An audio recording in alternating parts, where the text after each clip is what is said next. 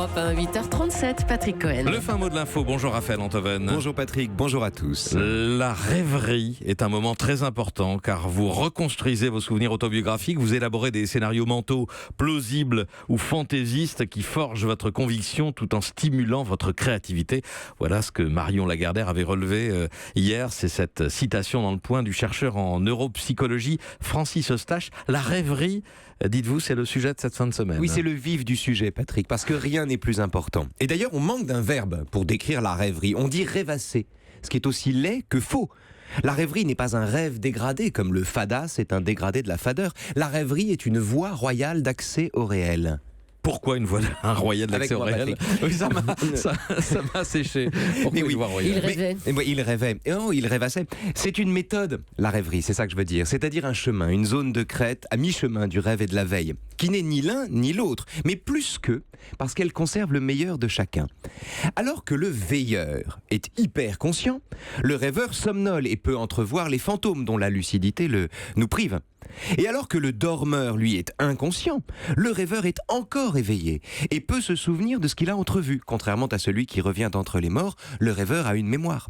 Autrement dit, le rêveur appartient au jour et à la nuit. Et cette double appartenance lui donne une puissance incroyable. Quelle puissance? La puissance d'éprouver tout en contemplant.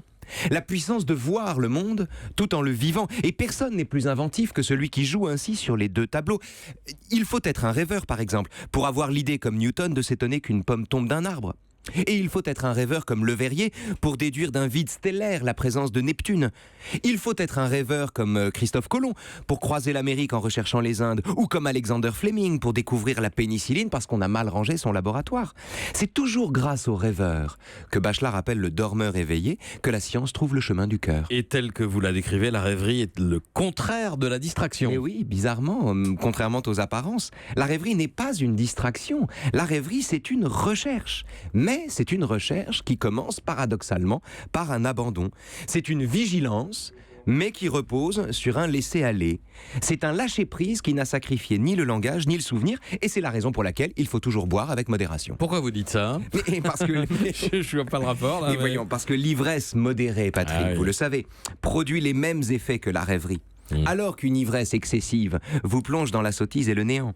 La modération n'est pas une règle de morale, un principe de vertu, ni un bien en soi. La modération, c'est juste la meilleure façon de conserver au chaud ce bon génie des intervalles qu'on appelle la rêverie. J'ai une autre recette, c'est le demi-sommeil, mais c'est un autre sujet. Le fin mot de l'info, Raphaël. Oh, la rêverie, qu'est-ce que c'est que la rêverie? La rêverie, c'est l'art de divaguer sans perdre la tête. Merci à vous, Raphaël Antoven. Qui vive votre émission dimanche? L'émission des rêveurs vigilants reçoit Fabrice Arfi, journaliste à Mediapart, pour y aborder de front, sans tabou ni pudeur, la question redoutable de la transparence. Dimanche, 13h, qui vive sur Europe 1, évidemment.